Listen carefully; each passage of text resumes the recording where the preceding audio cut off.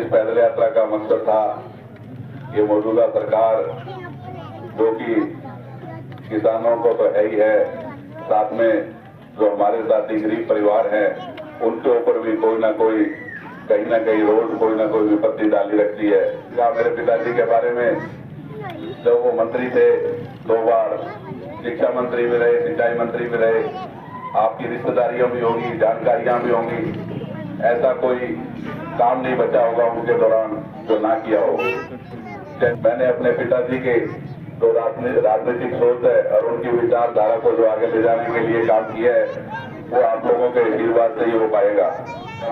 अगर कांग्रेस पार्टी ने मेरे पे विश्वास किया और बहन कुमारी शैलजा जी का आशीर्वाद मेरे पास हुआ और अगर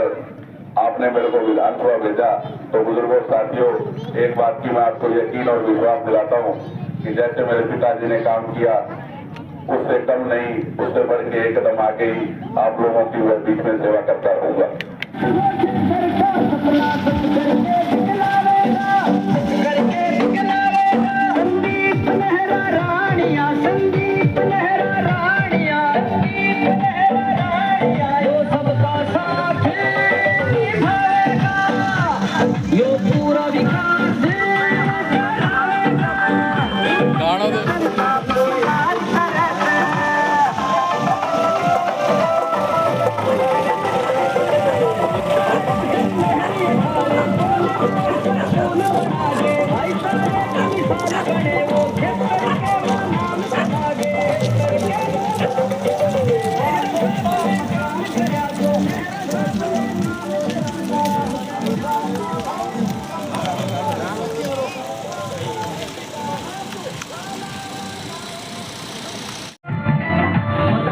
किसानों के हक में लड़ता खता लड़ाई, तू जगदीश मेरा गर्दन में लिया कांग्रेस का वीर सिपाही।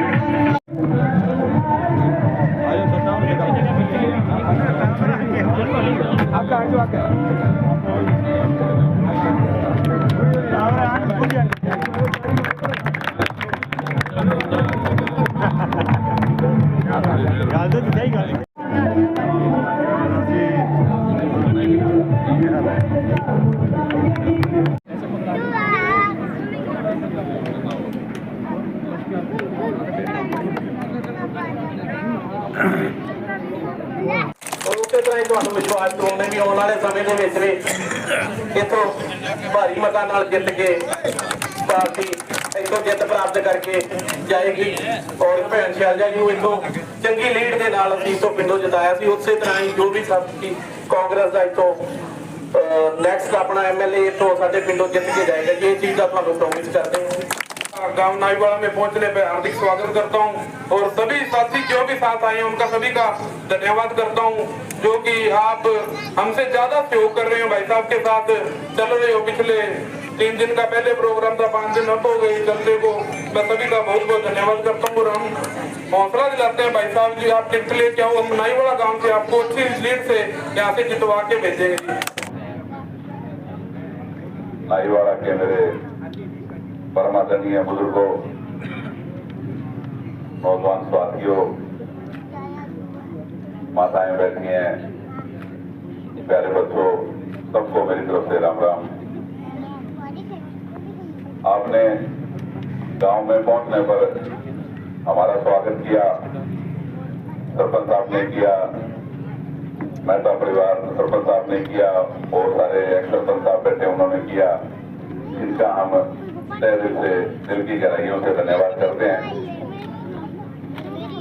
बुजुर्गों साथियों, जैसे मेरे भाई दिलीप ने बताया कि ये पैदल यात्रा कोई हमारे लिए कोई नई बात नहीं है। मेरे पिताजी ने अनेकों पैदल यात्रा कर रखी है, दर्जनों पैदल यात्राएं कर रखी हैं, चाहे वो कानावाड़ी से चौटाला हो, चौटाला से रोहतक, अम्बाला से चंडीगढ़।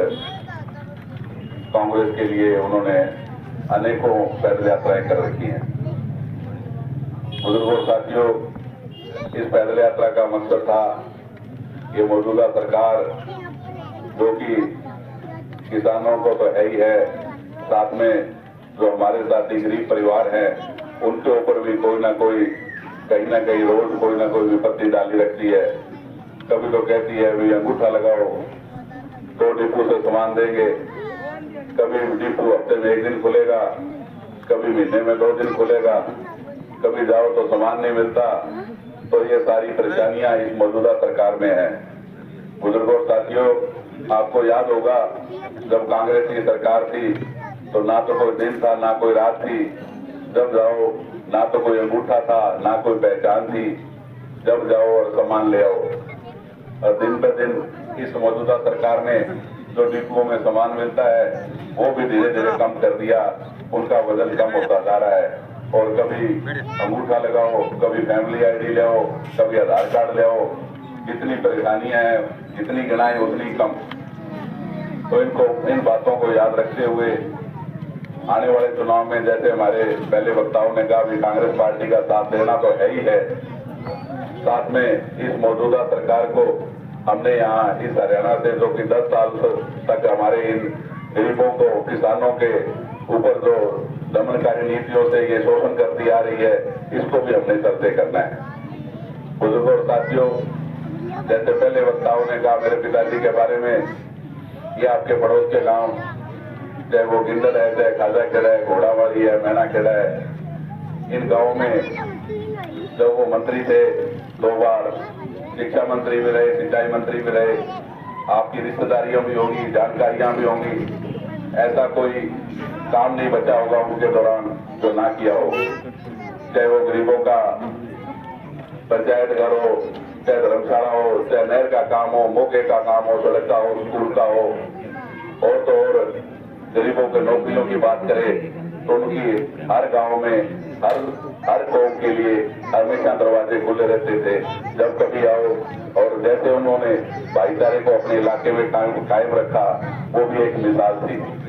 बुजुर्गों और साथियों, मैं जहाँ तक अपने बारे में बात बताऊं, मैंने अपने पिताजी के